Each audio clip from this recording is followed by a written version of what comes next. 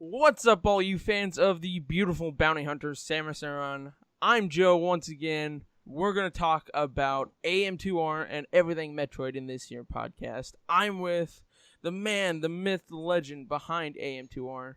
Tell the people your name. Hi, my name is Milton. Some people know me as Dr. M64. And that's me being a legend or a myth means that I actually don't exist and it's just a whole story to scare the kids away or something. Well, you just had to take the wind out of my sails there, huh? My No, apologies. but seriously, I have before we get deep into this, I really have to thank you for coming on. I'm sure you've had bigger channels and bigger studio outlets, video game outlets, come to you and want you to come on. So I can't tell you how grateful I am that you decided to come on to my channel and my podcast. It's always a pleasure. My doors are open to anybody. So you have you want to spend time wanted to learn about the project, you have my full cooperation, sir.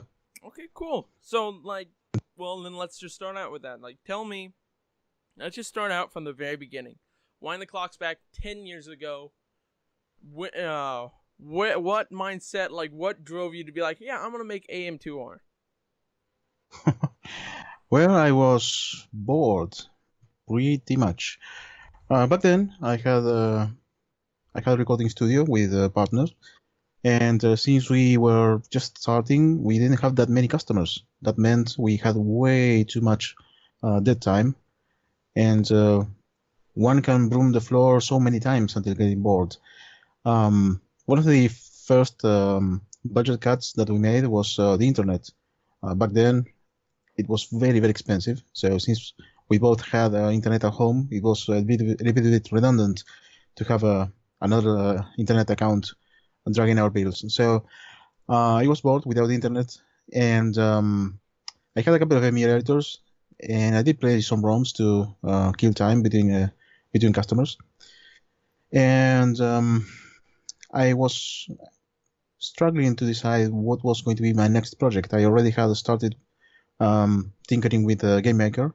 I found it pretty interesting, and I wanted to do something a little bit more complex than simple arcade games. So why not make a remake of an established game? And since that would be taking care of all the design decisions, and it would be pretty much an exercise to actually start writing proper code.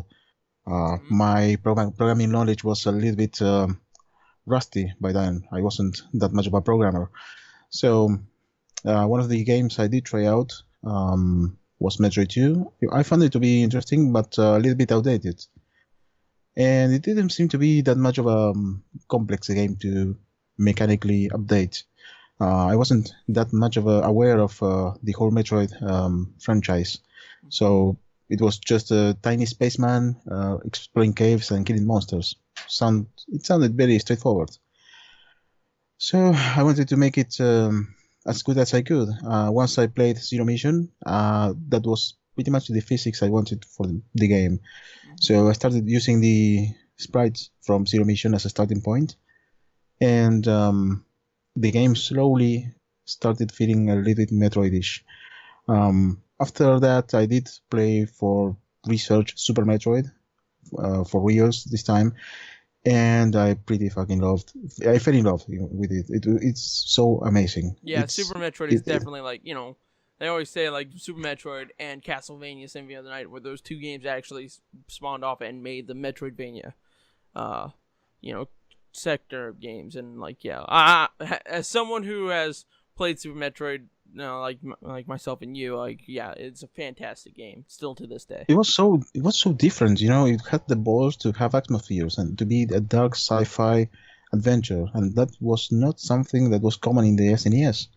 So I was pretty much blown away with it. Yeah, that is definitely it's cool that it was just cool. Especially if you put your mindset back in that time, back in the 90s, of when games were just starting to come up and become their own thing, and you look at it as, here's this game now that's actually going to experiment with atmosphere, and it has that eerie sense. Still to this day, when I boot up the game and I have the lights off and it's just me, the controller, and the TV, you get that chill when you hear the Metroids, the Metroid sound in the beginning, start screen.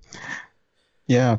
So I released a small demo, and just featured a couple of levels, some power-ups, and a very improvised and rough Ridley fight, just to see what people thought about the whole engine and how it felt.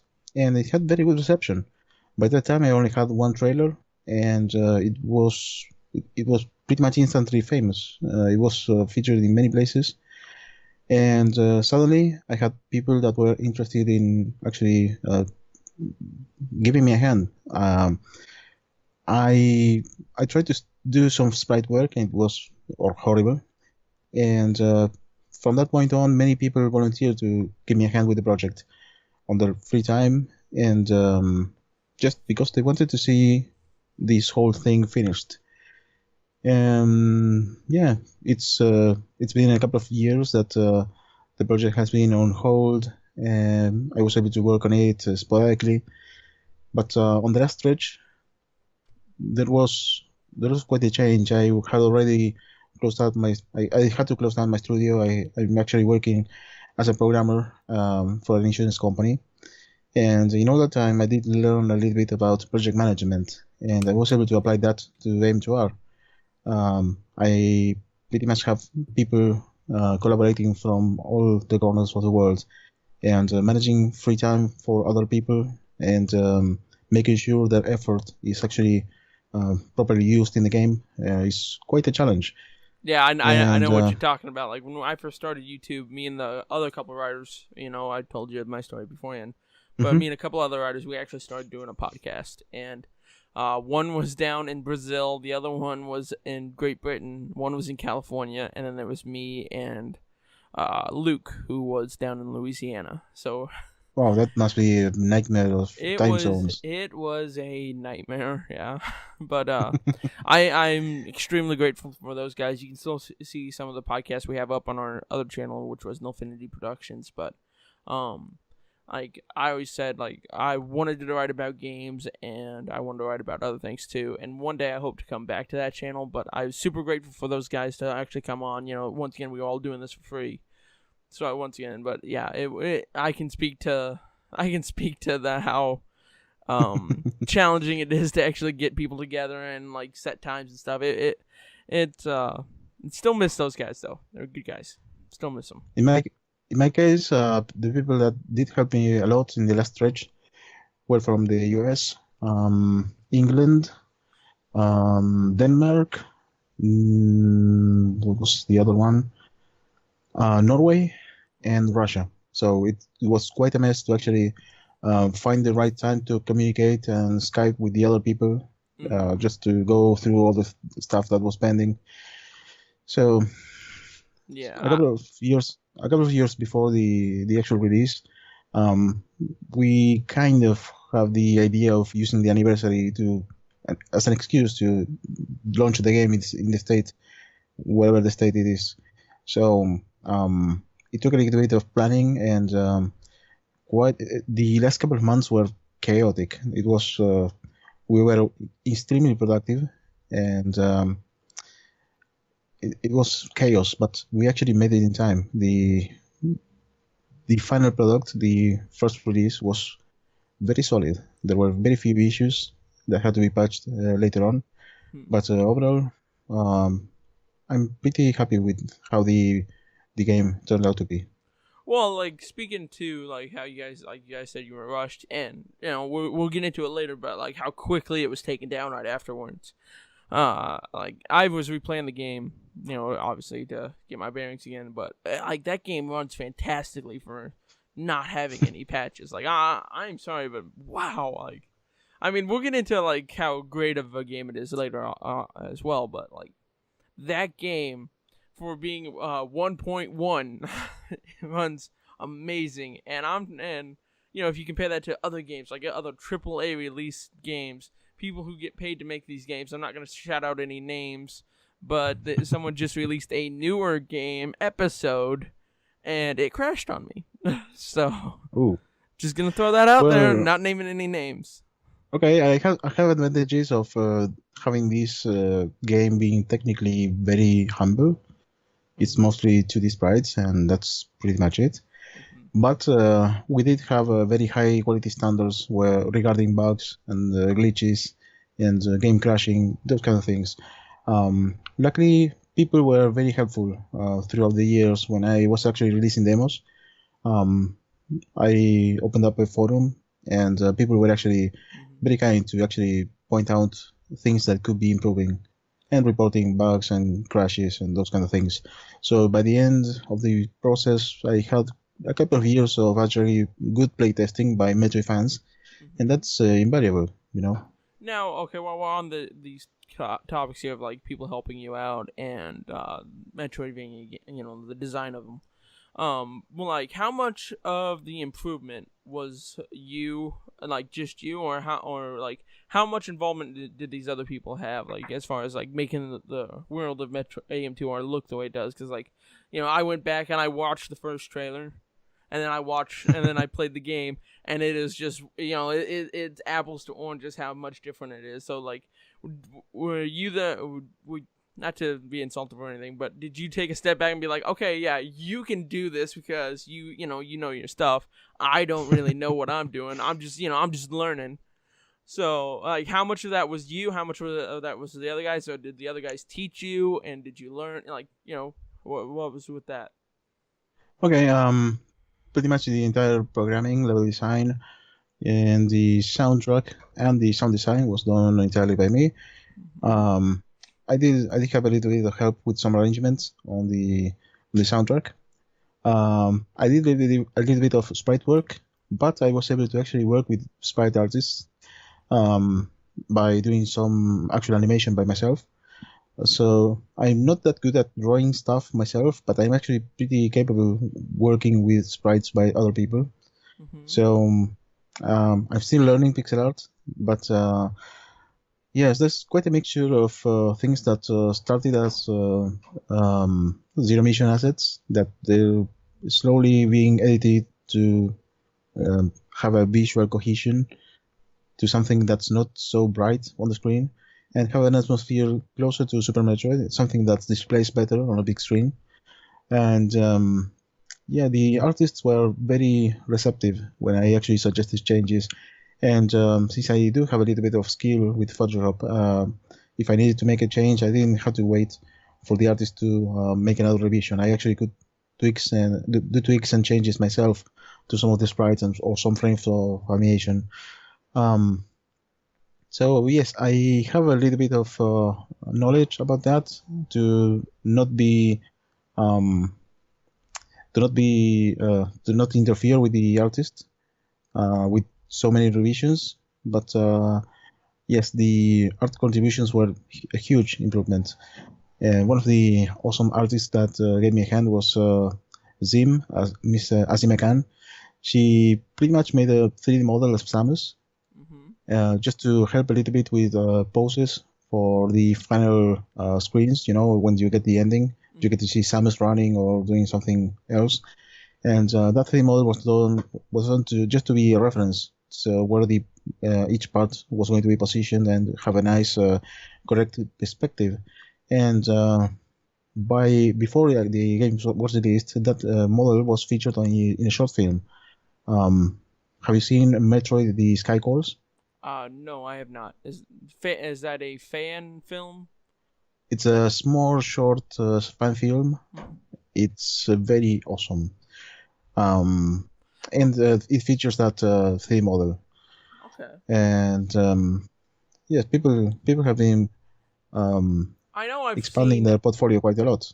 I've seen a couple. Let's see. Metroid Skyfalls. You're gonna watch it right now. Yeah, why not? No, I'm just gonna look it up All and right. see because I know I've seen a couple. No, have not seen that one. Cool, looks Uh, cool. Definitely gonna watch it after this now, all right. but no, I have not. Like I've seen one, but it had like live action mixes in with it, and it was cool. It was the acting was a bit stiff, but good on them. Okay. They made something. Like I try not to be too critical of people who have made stuff that I am not ever going to try. But at All the right. same point in time, I'm not gonna just look over the fact of someone talking like this. Oh my lord, there is a Metroid next to me. You see what I'm saying? But anyways, Yeah. back to AM2R. Yes. One of the aspects that was most interesting um, collaborating was the writing. I have a little bit of knowledge about the English language, but I'm not very proficient with it. So I did ask for collaborations, and the volunteers were very passionate about the entire Metroid universe. So we had to make sure that whatever we were including on the story didn't contradict anything in any of the games, including the Prime games. We even acknowledged the Prime games to be part of the timeline by doing some small references here and there. But it was very difficult to choose exactly what to show to the player. The log entries need to be small, concise, and not waste the player's time that much. So there was quite a lot that was cut, and it was all very interesting reading material. One of the writers was very proficient explaining how Metroids and that biology works.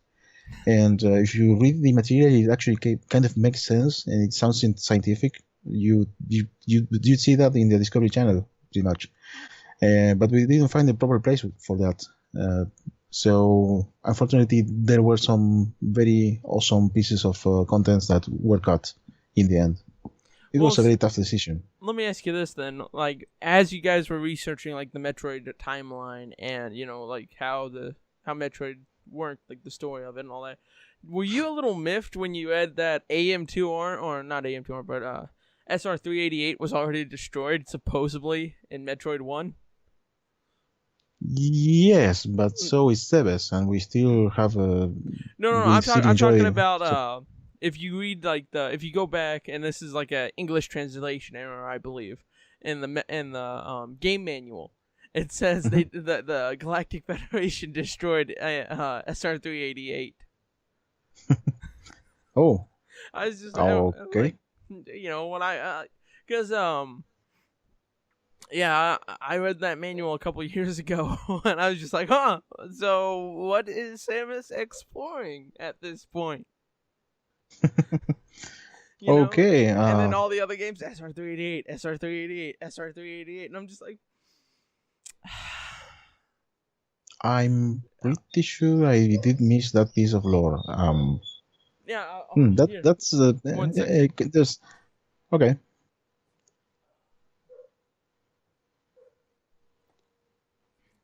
It's in the official Nintendo player's guide.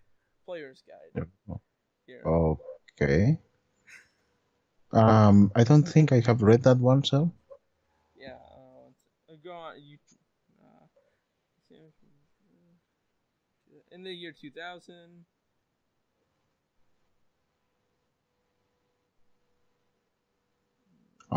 You want me to entertain your listeners? They destroyed it. Oh. Yeah, because of the Metroid, planet SR388 was completely destroyed. Oh, wow. Well, that would make quite a lot of sense. So I'm just I always chalked it up to like there's a bunch of horrible like translations back then. So yeah, Samus is just maybe Samus is on an acid trip. Maybe she's not really this big galactic bounty hunter. She's just she certainly has quite a lot of trauma to justify all her psychosis. Yeah. If that would be the case. Yeah, because like maybe she's just like has a psychotic break after watching Ridley kill her parents, and this is just her like coping with it. Ooh, can you imagine if that's the actual twist ending for Metroid 5? Oh, geez, that'd be amazing. She wakes up in a hospital or some shit. Yeah, we got the beginnings of a game theory here. that would explain all the horrible continuity issues that LRM brought up too. Oh, geez. I'm speaking as someone who has like, we'll get into this a little bit later, like with our histories of Metroid and all that. But I'm speaking as someone who's never really played through Other M. I've gotten about, I want to say I put like 2 hours in, and I was just, I can't do this. I can't do this. The Wii. You have to be strong. Oh yeah, but you know what? Someone stronger than me can try that. I mean, like that is, you want to talk about a horrible adaptation of a Metroid game. Just wow.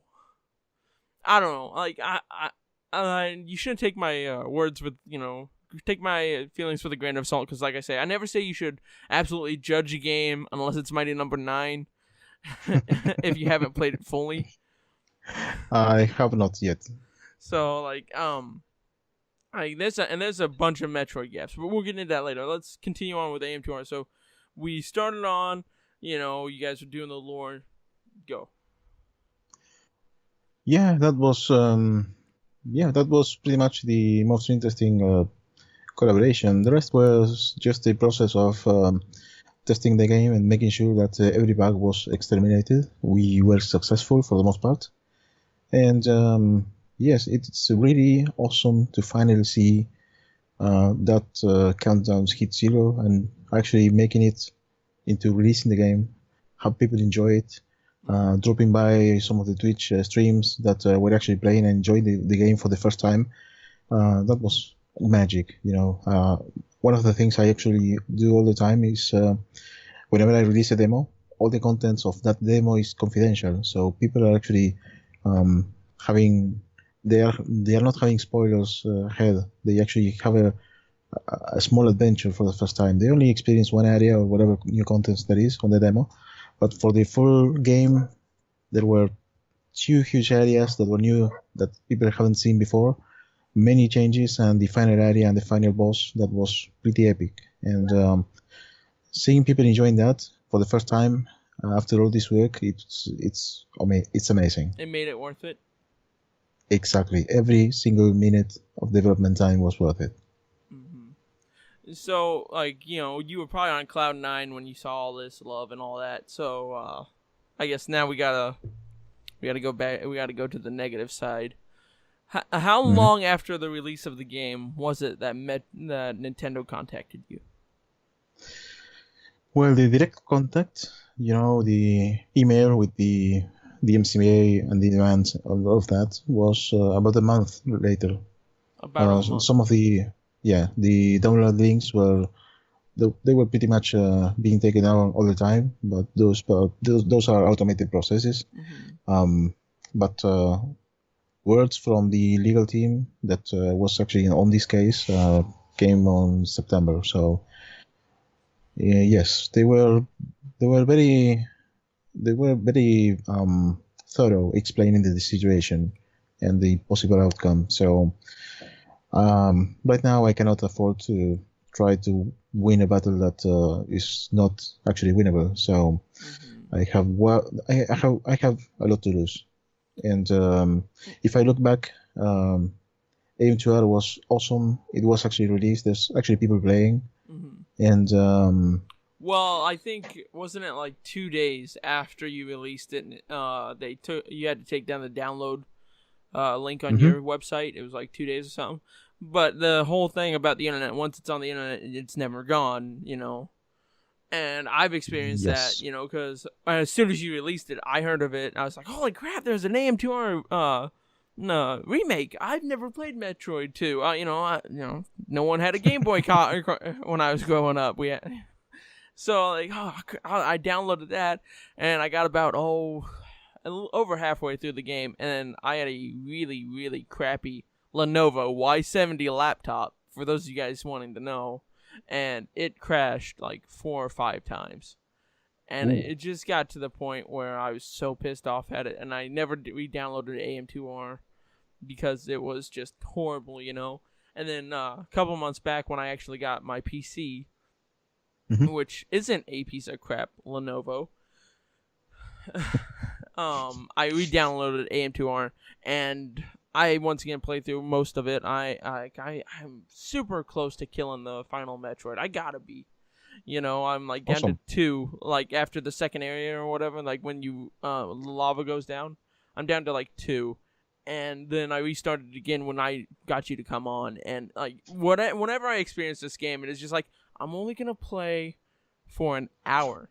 just an hour, you know. And then it's 6 o'clock. I look over and it's like 9 or 10. I'm just like, yeah, that was an hour.